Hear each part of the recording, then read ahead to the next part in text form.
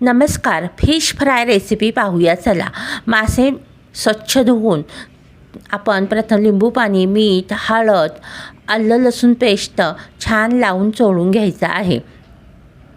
दोन्ही बाजूनी आपण छानपैकी चोळून घ्यायचं आहे.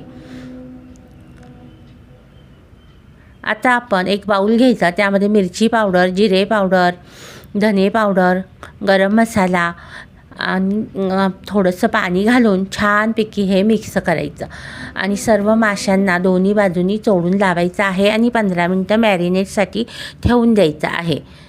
एका प्लेटमध्ये आपण रवा घेतला, तांदळाचं पीठ घेतलं, मिरची पावडर आणि मीठ घेतलं आहे आणि छान मिक्स करून त्यामध्ये मासा छानपैकी घोळून तेलामध्ये तळून घ्यायचा आहे.